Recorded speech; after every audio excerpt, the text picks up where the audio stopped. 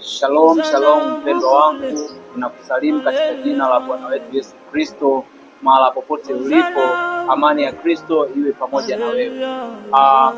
Jioni ya leo na siku ya leo, Bwana Mungu ametupa neema tena ya kukutanisha tukiwa wazima na wenye afya, na tunamshukuru Mungu kwa neema yake ilivyokuu kupitia mwanawe Yesu Kristo. Ikiwa wiki hii na Jumapili inayokuja tunaingia katika kipindi cha mazingira. Mgeni wetu leo atakuwa ni mchungaji Simba, na bila shaka tutakuwa na neno, atakuwa na neno kwa ajili yetu, kwa ajili ya kufaa sisi na wengine wote. Ninakukaribisha mpendwa wangu, karibu sana ujumuike nami. Mchungaji. Ndio. Bwana Yesu asifiwe. Amen. Tunakukaribisha, tunamshukuru Mungu kwa neema aliyotupatia ya kukutanisha pamoja na wewe, ikiwa tuko kwenye hii wiki ya mazingira. Sisi kama Wakristo tunatamani kufahamu Mungu anatuambia nini kwa habari ya mazingira. Neno la Mungu linasema nini kuhusu mazingira, na jamii kwa ujumla inafahamu nini kuhusu mazingira. Ninaamini mchungaji, unayo maarifa ya kutujuza ili sisi kama Wakristo tujue jinsi gani ya kuyalinda na kuyatunza mazingira yetu. Karibu sana mchungaji. Asante ndugu mtangazaji. Kwa Biblia tulionayo imejaa mafundisho mengi sana kuhusiana na mambo ya mazingira, lakini hata kitabu chetu cha nyimbo, kitabu cha Tumwabudu Mungu Wetu, na chenyewe kina nyimbo ambazo kimsingi na zenyewe zinagusa masuala ya mazingira. Na tangu mwanzo ukifuatilia hata Agano la Kale, Mungu alikuwa anazungumza sana juu ya mazingira. Katika neno la Mungu, kitabu cha Kumbukumbu la Torati mlango wa 23 mstari wa 13 mpaka 14, neno la Mungu linasema, nawe uwe na jembe dogo katika silaha zako, napo uotamapo nje uchimbe kwa lile jembe na kugeuka na kukifunika kikutokacho.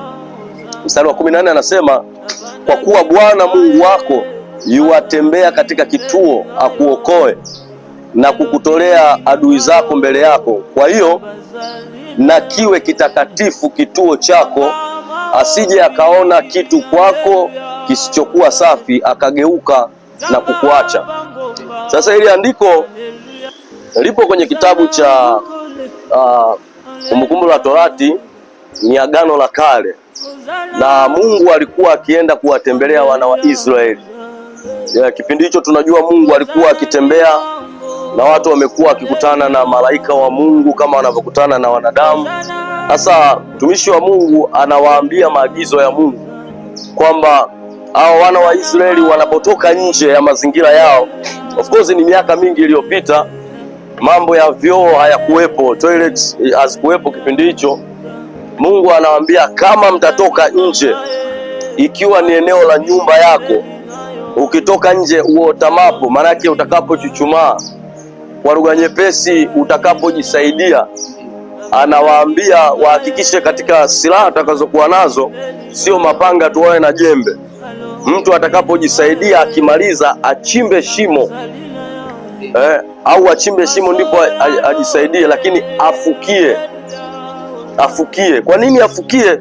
Anawaambia sababu ya kufukia ni kwa sababu Mungu atakuja kukutembelea, asije akakuta kwa lugha nyepesi, asije akakuta uchafu, wengine wanaita kinyesi, asije akakuta katika eneo unaloishi. Sasa kama Mungu alikuwa anathamini vitu hivyo toka kipindi hicho, ninaamini mpaka leo, pamoja na mambo ya rohoni tulionayo, Mungu bado anathamini hata mambo ya mwilini. Anapokuja uwezi ukaamua, unajua Mungu anakuja ukaamua kuwa mchafu. Sasa Mungu anaweka, lakini katika mazingira hayo, katika eneo la mazingira, tunapozungumza kwa habari ya mazingira, ni eneo pana kidogo, na ni mambo ambayo yanatuzunguka mimi na wewe, yanawazunguka watu, lakini Mungu huyo ndiye aliyeumba. Katika kitabu cha Mwanzo mlango ule wa kwanza na kuendelea, Mungu ameumba, na ukiangalia alipoumba ameweka mazingira. Kuna vyanzo vya maji, ukisoma mahali pengine anataja mpaka mito inayotoka, vijito vinatoka sehemu fulani, lakini ameweka anga, kuna ardhi. Mungu mmoja ametenga maji ya juu na ya chini ili kupatikana ardhi. Kwa hiyo Mungu kuna mahali amezungumza kabisa kwamba ameweka na amemweka mwanadamu alime kwenye hiyo bustani, aitunze. Kwa hiyo Mungu ndiye muasisi wa mazingira, na kimsingi alitamani kuona sisi tukiwa tunayatunza hayo mazingira. Na Biblia inatuonyesha wazi, ukisoma Biblia utakuta wanyama, ndege, Mungu ameweka. Kuna mahali akiwataja ndege anawataja ndege angani, mbayuwayu wanatajwa kwenye anga, wanatajwa angani. Kwa Mungu ameweka mazingira, mwanadamu wakae wapi, ndege wakae wapi, wanyama wengine wa mwituni wakae wapi, na vyote hivyo alivyoviweka Mungu ili maisha yaendelee, ameweka. Kwa hiyo na hasa wanadamu ndio ambao tumekuwa tukifanya uharibifu wa mazingira kwa kiwango kikubwa sana. Leo hii ukienda baadhi ya maeneo watu wanalalamika, wanaenda kutoa ripoti mpaka serikalini, serikali iwasaidie. Tunasema kuna wakati tunaomba msaada kwamba wanyama wamevamia maeneo, wamevamia maeneo ya wanadamu, wamevamia makazi. Wafanyeje sasa? Kwa sababu Mungu alipoumba wanyama aliwaumba wakae mwituni, porini, na kule porini kuna miti ya matunda, watakula matunda kule, wataishi. Lakini sisi wanadamu tumeingia porini, tumekata miti, manake tumeondoa eneo lao la makazi. Ukiondoa eneo la makazi, wale wanyama watataka kuja kukaa kwetu. Tunaenda huko kwenye misitu, tunakata miti ovyo. Tuna miti mingine ukiangalia matunda yake ni chakula cha wanyama kama wakima, wengine wanaita nyani, ni chakula chao. Kama tumeondoa matunda waliowekewa na Mungu, maana yale ni Mungu mwenyewe ndiye anayeyastawisha, tukiondoa atakuja kula mahindi. Kwa hiyo sasa wanadamu wakati mwingine sisi wenyewe ndio tunajisababishia. Kwa hata kama hujafanya wewe, lakini kama mtu mwingine ameingia akafanya, anatuletea madhara sisi. Amina. Nashukuru sana mchungaji kwa maelezo mazuri na pia kwa tafsiri nzuri. Tulikuwa hata na mimi nilikuwa najaribu kupata kujua swala hili la mazingira, hasa Mungu anazungumza nini kuhusu swala la mazingira. Umetuonyesha mstari kwenye maandiko ya Mungu mahala ambako Mungu anazungumza na wana wa Israeli kuhusu swala la mazingira, lakini hapo pia nimekuja kupata ufunuo wa jambo lingine kwamba kumbe kuna uwezekano sisi wanadamu tukawa chanzo cha uharibifu wa mazingira. Mchungaji, wewe kama mchungaji ambaye ni kiongozi wa kiroho na wa kimwili, manake unaongoza jamii kwa ujumla, unadhani jamii yetu, hasa jamii yetu ya Kitanzania ama sisi wa Afrika, ni kwa kiwango gani tunafahamu kuhusu hali ya mazingira tuliyokuwa nayo, ama tunafahamu nini thamani ya mazingira ambayo sisi tunayo? Karibu.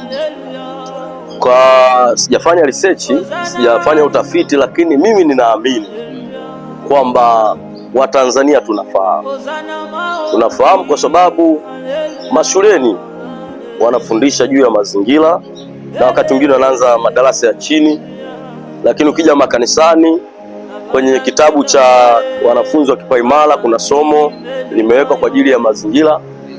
Watu wanafahamu mazingira, faida zake, uharibifu, madhara yake. Isipokuwa tu shida tulionayo ni kwamba wanadamu kwa ujumla, sio tu wa Tanzania, ni wanajua vitu lakini huwa hawafanyi. Ni watu wa kupuuzia. Yaani watu wanafahamu kabisa kwamba nikitupa taka hapo madhara yake ni haya. Wanafahamu lakini wanatupa. Ulipo, ninaamini kabisa kuna kitu umejifunza na kuna kitu umekipata siku ya leo, pia somo ambalo mchungaji Simba ametufundisha. Ninaamini kabisa kuna neno utaondoka nalo. Lakini mchungaji, hebu kwa kumalizia kwa ufupi, nini kifanyike sisi kama Wakristo?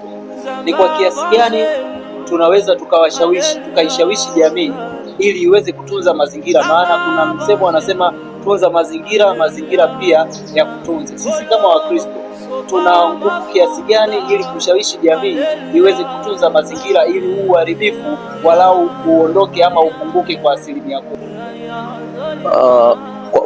Kwa upande wangu, ili tuepukane na haya madhara, jambo kubwa ni kufundisha. Ni lazima tufundishe, yani tusiache kufundisha, tuendelee kufundisha juu ya mazingira, na mimi naamini kuna wakati utafika mambo yatakaa vizuri kama tutaweka elimu. Mfano Martin Luther aliwahi kusema, na mafundisho yake yameandikwa, na sisi wengine ametusaidia kwa yale aliyosema. Aliambiwa kitu gani anaweza akafanya, akasema mimi nitapanda miti au nitapanda mti, wakati mwingine atapanda mti wa matunda. Sasa mafundisho yake yanatusaidia sisi wengine mpaka leo, tunapopata nafasi tunapanda miti ya matunda, tunapanda mti. Lakini watu wamefundisha katika nyimbo zao walizoimba, kama wimbo namba 251, moyo wangu furahiwa, beti lile la pili na la tatu. Beti la pili anasema miti yote yachipuka, yote yatoa maua yanayong'aa vizuri, milima hata mabonde, tena nyika zimepambwa kupita nguo zote. Lakini beti la tatu anaimba, lakini ni fundisho kwetu kwamba chole alia hewani, vichakani kurumbiza, porini ni kurungu, pote sauti za wanyama, muumbaji azisikia, sifa za hivi vyote. Maanake anatufundisha ni maeneo ambayo tukienda kuharibu sisi, maanake tunaharibu makazi ya hivi viumbe ambavyo Mungu ameviweka. Kwa hiyo tuendelee kufundisha, watu wakielewa wataelewa kwamba kumbe tunapoharibu tu anga sio tu tunaharibu ile ozone layer, lakini pia hata mazingira ya viumbe ambavyo Mungu ameviweka pia vile vinatembea huko hewani. Tukiharibu misitu tunaharibu makazi ya wanyama ambao Mungu amewaweka. Kwa hiyo tufundishe, tuendelee kufundisha. Amen. Amin.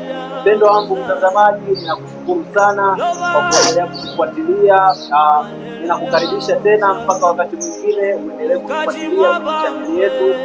Subscribe pia. Ninaamini kuna mambo mazuri ambayo Mungu ataendelea kufundisha kupitia jumbe mbalimbali ambazo zinaachiliwa kwenye chaneli yetu. Hadi wakati mwingine, nikuombe uwe na wakati mzuri. Amani ya Mungu iwe pamoja na wewe. Mungu akubariki sana. Shalom.